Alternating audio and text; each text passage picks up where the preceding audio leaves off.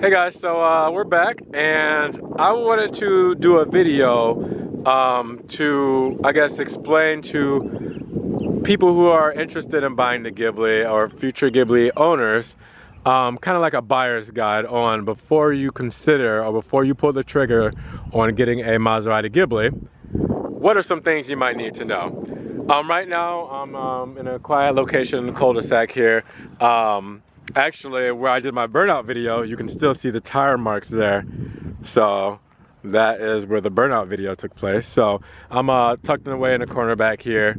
I wanted to give you guys kind of a review of some things that I've experienced owning two Ghiblis. My 2015 base model, and now my 2016 S Signa version. So here's a few things in no specific order on what you might want to know when going to purchase or owning a Maserati Ghibli. Okay, so number one is shit brakes.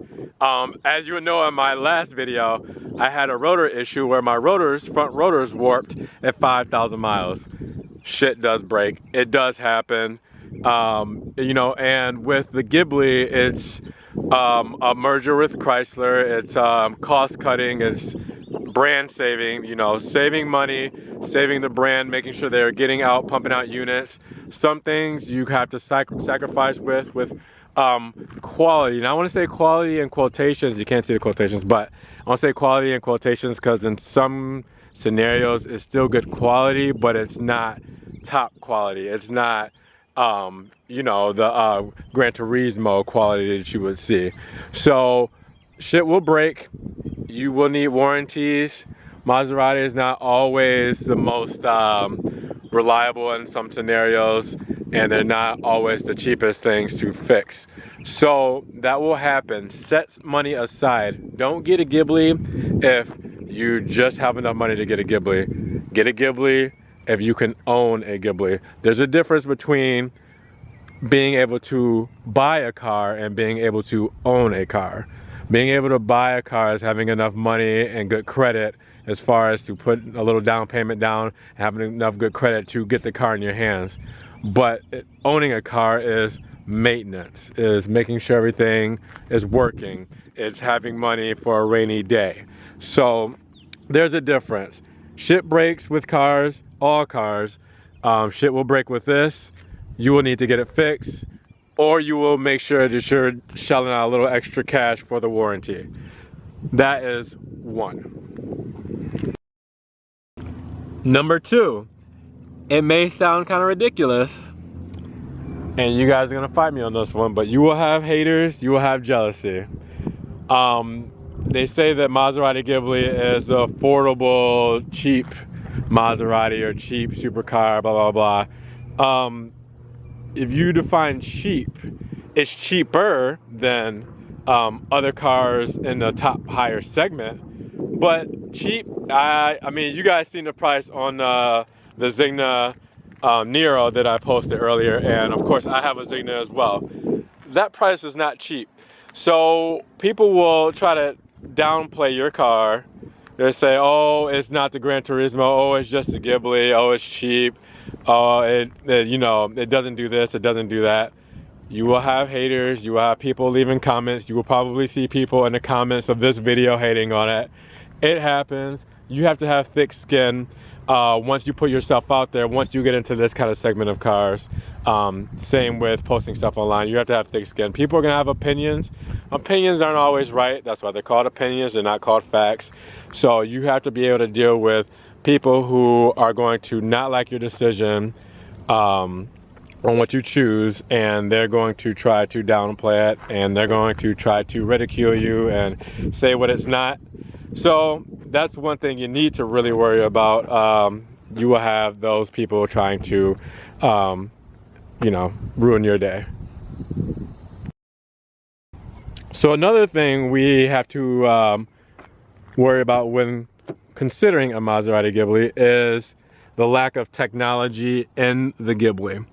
Now the Ghibli itself has a lot of basic tech, and the 2015s are actually, they have less tech. So the 2016 came with a few more more options like the blind spot indicators and the automated trunk, stuff that you would normally want to see in a regular car.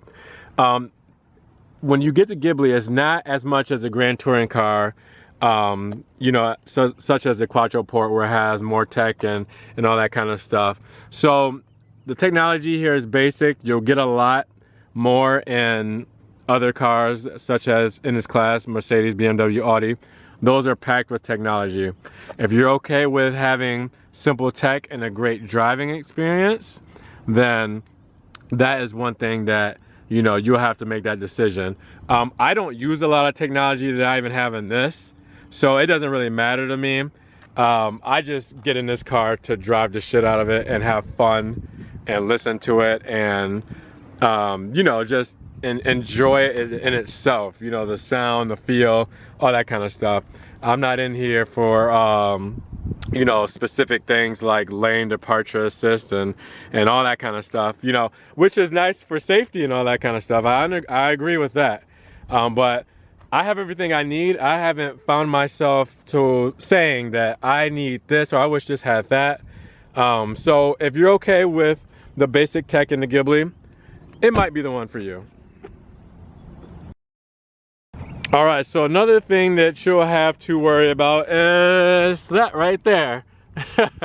My license plate is always a hot topic because I like to have fun with life and I don't take it too seriously, so people get a chuckle out of it. But between leasing and owning a Ghibli, there are certain advantages and disadvantages for leasing and owning, just depending on what your funds are like. So owning a vehicle, which I own this one, and I owned my last one, I didn't lease either of them. You'll have some disadvantages with that because you plan on having it in the long run, warranties run out, stuff gets expensive to fix, and these cars depreciate like crazy. Maseratis in general, not just Ghiblis, they depreciate like crazy. So once you go to sell it back, you lose a lot of money on the car. So when you lease, you give it back, you know, after your 3-4 years of driving, you know, and then you move on to whatever else you're gonna go to. The only disadvantage of that is it's not yours, so you can't do everything you want to do to it. Now, luckily, everything I've done to my car is reversible. I have the other wheels at home, so I still have the aluminum polish or whatever they were. Wrap can come off there on the lip. The wrap can come off on the mirrors and on the roof. The only thing that's irreversible is the tent. I don't think in Florida anybody would really complain about the tent. So, you know, that's one of those things nobody will care about. But yeah, so, you know, it's not yours. You can't do everything to it as far as customization goes. And then you get attached to the car and then you give it back, or then you decide to purchase it. But then you're paying more money in the long run because you decide to lease at first when you do a lease to own. So that's another thing that, you know, would be a disadvantage to leasing. But it has its advantages and disadvantages. There's a few more things. A lot of people ask, well, which one should they do? It really depends on if you fall in love with the car, going for test drives, and you've seen a lot of videos about it, and you know this is what you want and you want to have, and you can afford it. That's the biggest thing, guys. Do not jump into this without knowing your finances and knowing your strong points there, okay? I can't say that enough. So I would say leasing and owning is definitely something you should look up on and research when going to buy a Ghibli. So another thing we have is racing. People will try to race you and they'll pull up on you. They'll rev their engines, or they'll expect you to do a burnout, or they'll expect you to try to keep up with them once they take off at the light. You get a lot of reckless drivers when having one of these cars, because I don't know all of the scenarios, but I know some scenarios they feel like they have something to prove. Maybe they're inadequate or something because they're driving a different car. You know, or maybe they feel like their car's faster than yours, so they're like, oh, well, let's put it to the test, you know, or whatever else it is. They get very reckless with their driving and they expect you to follow suit, which I would say never do. You don't have anything to prove.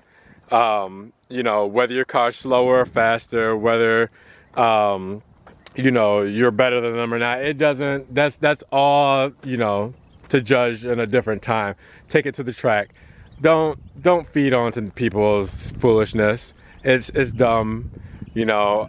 That's one of those things to where I chuckle and laugh, and then I pull up to them at the next light and just look at them and shake my head, because I'm not trying to race you. Even if I could beat you, what's the point? Well, at the end of the day, we both didn't get pulled over. Nobody got into an accident, you know, and then you get to go home and feel better about yourself because, you know, the Ghibli wouldn't challenge you. So people will do that. Another thing people will do, which is always fun, is when you get one of these cars, it might not be the coolest car to you or to your peers, but to your everyday driver, they like to see the cars. They like to pull up next to you, and then they don't pull all the way up. They want to check out the car from behind you without you noticing. They like to listen to the exhaust. They'll take pictures. They'll give you thumbs up and wave. It's always so fun. I think that's what I like the most about owning the cars. Other people's appreciation of it. Other people appreciate the car, and they give you the warmest looks. And you know, I've always caught people taking pictures. My girlfriend is always pointing out when somebody's putting something on their phone, and I've seen stuff on Instagram. I've showed, you know, where I've seen people post pictures of my car, and I've shared it with you guys and stuff on social media. So it's always fun that people can enjoy the car just as much as you, if not more. So those are other things you should consider before buying your Ghibli.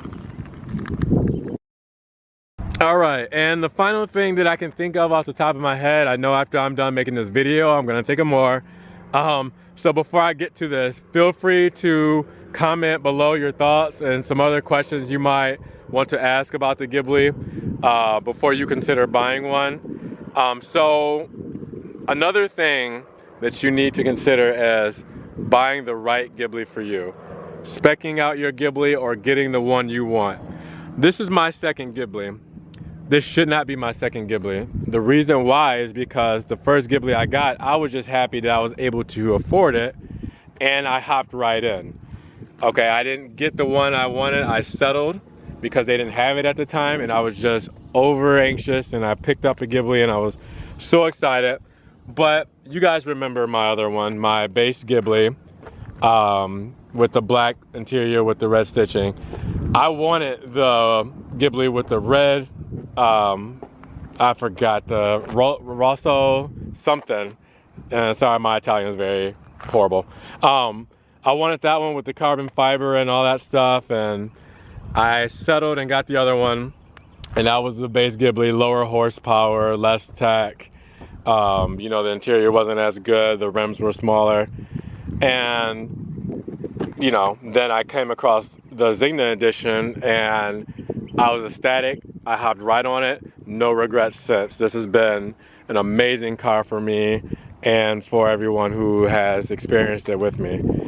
So I would say that make sure you don't settle and get the Ghibli that you don't want because maybe it's either not available for you at the time or the funds aren't right. Like I said earlier, if your funds aren't right and you want to just get the base Ghibli and you just have enough money to get the base Ghibli, wait. I'm not saying don't buy the base Ghibli. If that's what you want, if that suffices, get it. But if you're just getting it because it's cheap, and I'll quote that, cheap, or cheaper than the other one, don't go about that, because then you're going to have a struggle with the rest of your time and the rest of your ownership of having a Ghibli. Okay, make sure that you get the one that you want. Don't settle. This is supposed to be a car that you really, really want to have fun with, and you shouldn't just, you know, sacrifice certain things just because you want to say, oh, I drive a Maserati. That's not the way to do it.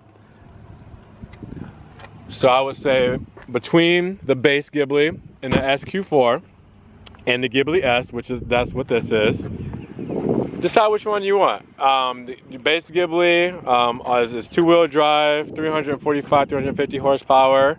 The Ghibli SQ4 is 405 horsepower, and it's all-wheel drive. and the Ghibli S, which is this here, is 404 or 5 or whatever I just said for the SQ4, and 2-wheel drive. So, you know, depending on what you want it and depending on what you're able to afford comfortably, I say that again, afford comfortably with everything else, or if you want to customize it or you want to have a little extra money for a rainy day or whatever, get that Ghibli. Get the one that is going to make you the most happy. I can't stress that enough. Like I said, this is my second one, and going this route, you know, I should have did this the first time, even though the Zegna versions weren't out. I should have did this the first time, but either way, guys, those are some tips on buying a Ghibli, purchasing a Ghibli. Just keep in mind what's on the sticker of the car is not what you're paying. You have all kinds of taxes and fees. Your interest rate may be different. You know, it just depends on, you know, what you actually go through, your dealership and all that kind of stuff is not exactly what it says. So do your research. Watch these videos, watch somebody else's videos, ask questions, and then find one of your choice and love the shit out of it. That is it for me. Like, subscribe, comment. Let me know what you guys think. It is getting windy. Sorry if you can't hear me. And take care to the next one, guys.